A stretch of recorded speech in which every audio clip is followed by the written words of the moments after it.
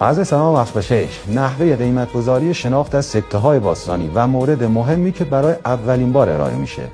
دوستان، هر چقدر تعداد سکه یافته شده کمتر باشه قیمت بالاتری داره.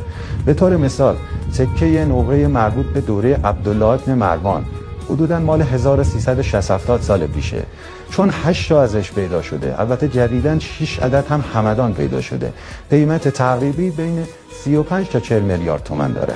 اما سکه های مربوط به تمدن هخامنشی تقریبا مال 2300-400 سال پیش هستن، قیمتی حدوداً بین 500 تا 600 میلیون تومان داره.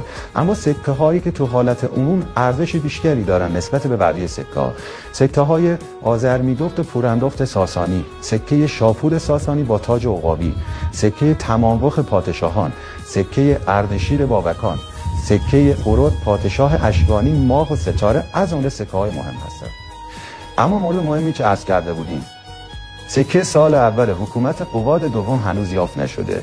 سکه طلا از سال 24 حکومت خسرو دوم به این بعد به جز سکه طلای پوراندخت سکه یافت نشده. سکه سال اول حکومت خسرو سوم هنوز دوستان پیدا نشده. سکه سال اول سلطنت هرمز ششم یافت نشده و از حکومت گشتاسپ تا پیروز دوم تاکنون سکه یافت نشده.